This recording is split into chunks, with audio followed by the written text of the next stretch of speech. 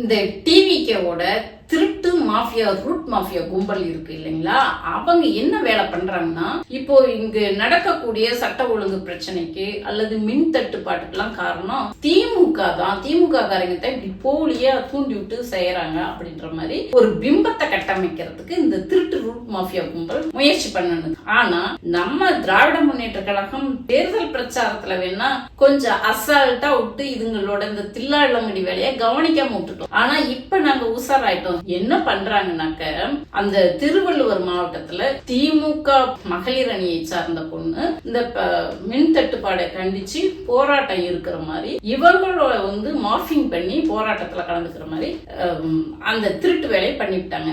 ஆனா நம்ம திமுக என்ன செஞ்சிருக்கு பாருங்க, அதே பொண்ணு அவன் பொருளை எடுத்து அவன் மண்டையிலேயே உடைக்கிற மாதிரி இவங்க பண்ணன அந்த திருட்டு வேலைய அதே பொண்ணு நான் அவள் இல்லை என்று சொல்றதை கேளுங்களேன். நீங்களே TVK IT wing and root mafia, நீங்க என்னுடைய புகைப்படத்தை பயன்படுத்தி இருக்கீங்க. ஆனா நீங்க பயன்படுத்தின விதம் ரொம்ப ரொம்ப தப்பு. எதுக்காக என் புகைப்படத்தை நீங்க பயன்படுத்தி இருக்கீங்கன்னா, திருவள்ளூர் மாவட்டத்துல மணவாள நகர்ல மின்தடை காரணமாக போராடிய பெண் நான் தான் சொல்லியிருக்கீங்க. அந்த பெண் நான் இல்ல, நான் திருவள்ளூர் மாவட்டமும் கிடையாது. 9 மணில இருந்து கரண்ட் இல்ல, யாரு பார்க்கவும் இல்ல, யாரும் தெரியல. எம்எல்ஏ ஆபீஸ்ல யாரும் கிடையாது. எம்எல்ஏ யாருன்னு எங்களுக்கு தெரியல. பெண் நான் இல்ல, நான் திருவள்ளூர் மாவட்டமும் கிடையாது. நான் ஐடிவிங்ல திமுக ஐடிவிங்ல தான் இருக்கேன். அதனாலதான் திவ்யா செல்வராஜ் அவங்களோட ஒரு போட்டோ எடுத்து நான் போட்டிருக்கேன். அந்த புகைப்படத்தை எடுத்து நீங்க ஒன்னா போட்டிருக்கீங்க. இது மிகப்பெரிய தவறு இல்லைங்களா? ஒரு பெண்ணோட புகைப்படத்தை எடுத்து அந்த தகவல்கள் உறுதிப்படுத்தாம நீங்க எப்படி போடலாம்? உங்களுக்கு பேக் நியூஸ் பண்றது உங்களுக்கு அதுதான் தொழில், சரிங்களா?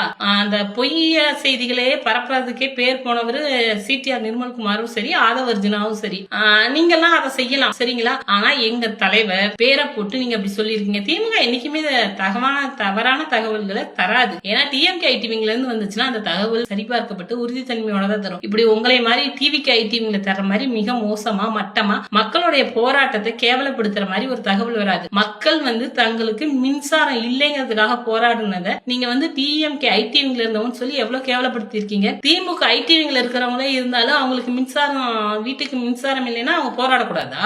அப்படி ஏதாவது இருக்குங்களா சட்டத்துல? என்ன அணுகுமுறை இது? இது மிகவும் வன்மையான கண்டனங்களுக்குரியது. இந்த மாதிரி தகவல் போட்டீங்கன்னா அப்புறம் நாங்க எங்க லீகல் விங் மூலியமா தான் உங்களை சந்திப்போம். நன்றி, வணக்கம்.